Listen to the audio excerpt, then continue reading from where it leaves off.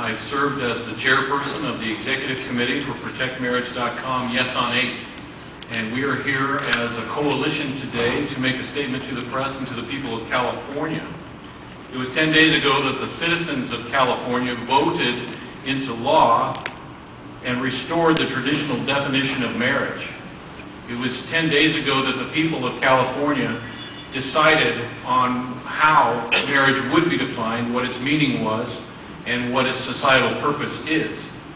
And since that time, those who oppose traditional marriage have taken to the streets in a disorderly way, certainly, in a violent manner, and the face of tolerance, the mask of tolerance, has been taken off from the opposition. Indeed, the opposition has shown their hypocrisy, they have shown their intolerance, they have shown their own hatred, although their campaign was built on the very fact of claims towards us of those very things. And so today, because the intolerance, because the harassment, because the acts of violence, because the acts of intimidation continue, we have chosen to speak out and to inform the people of California what has been going on in churches and synagogues and temples and at homes and private residences, small businesses around this state.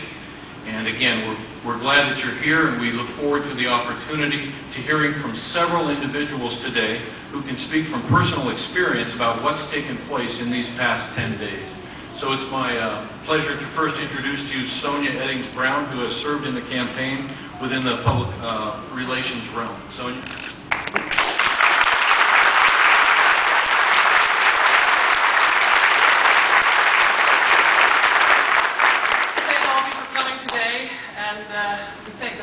People in our community who are standing together today, the men and the women who really represent the true faith of the coalition from every street and every neighborhood in all of California, because we have so many fine people that have traveled from a long way to be here and from different communities. I would like to just take a moment and allow you to come forward to the microphone and state your names and your churches or your communities.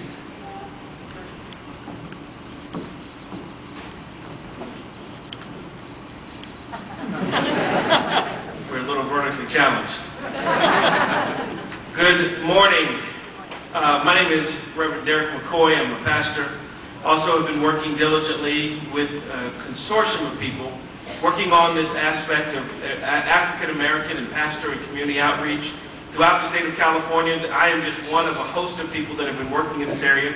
But one of the things that we have noted throughout this time, and even with our historical election that just took place, with over 70% of African Americans voting for this proposition and passing of Proposition 8. And also, we have a new president, Barack Obama, president-elect, who is out there.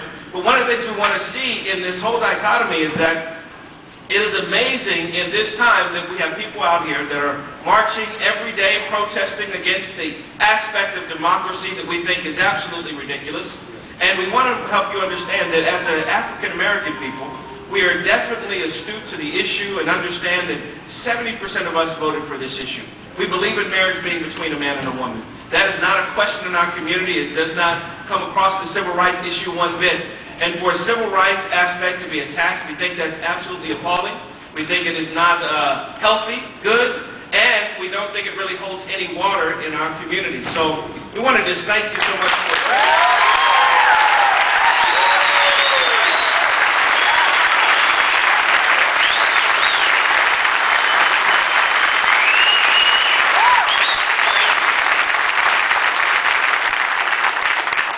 You will see our community continue to speak out on this issue. You will see our community continue to rise. We will stand with these churches, we will stand with these organizations, and we will fight for marriage until the day. Marriage between a man and a woman. Thank you. Thank you.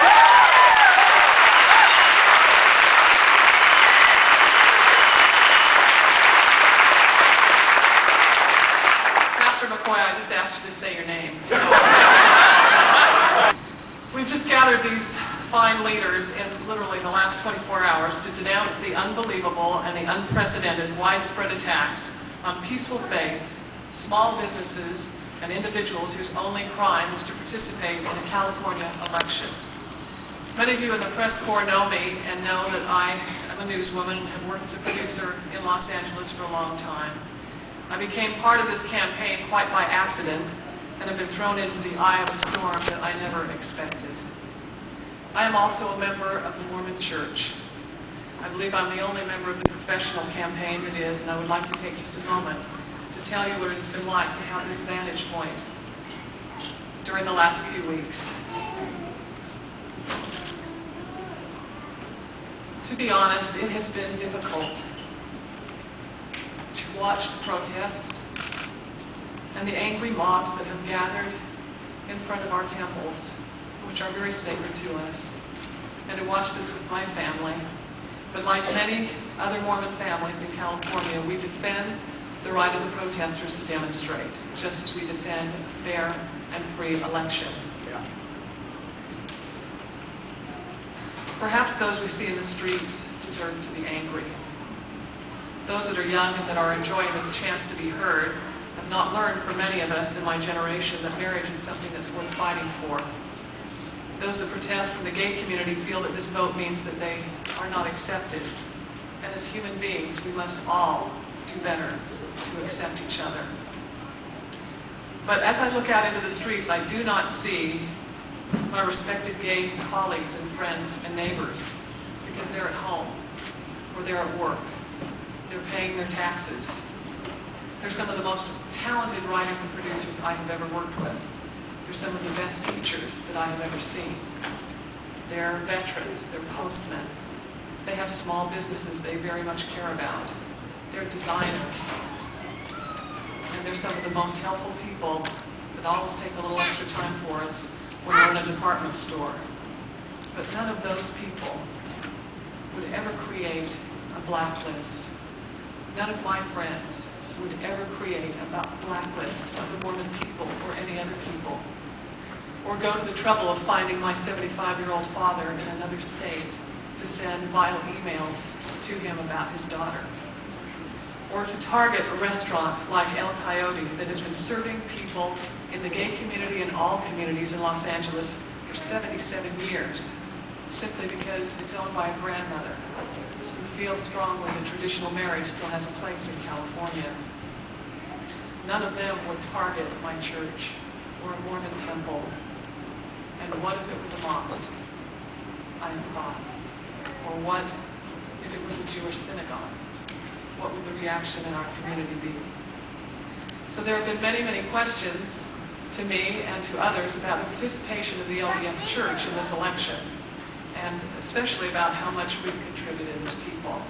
I'd just like you to know this, that the contributions of our committed families absolutely pale in comparison to the many donations that we have given in humanitarian service in the United States and throughout the world that total well over $1 billion in the last decade or more.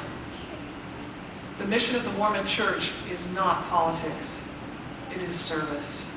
And that's why you will see the Mormon people, often as first responders after Hurricane Katrina, or after the firestorms in San Diego, or today in Santa Barbara.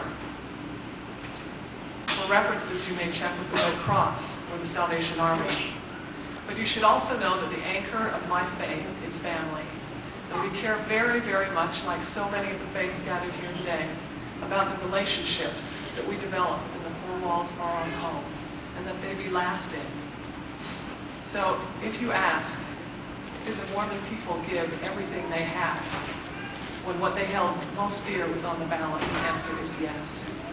And that is also true of every faith and every ethnic community and many, many people who may not be of faith in this state, because they care about family and they know that we have brought forth great generations in this land by making sacrifices for it.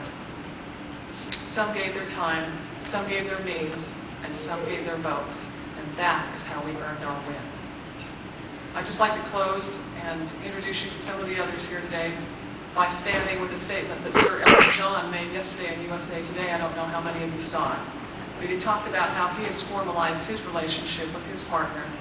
And he said he did not want to have a marriage. He wanted to have a civil union. He wanted to be known as a civil union. because the rights of civil unions are exactly the same as the rights of those of us in marriage. And that's how it should be in any land in this world, and that's how it is in America, and that's how it is in California. And what is important is what we do with those rights and the relationships that we create as traditional couples or gay couples.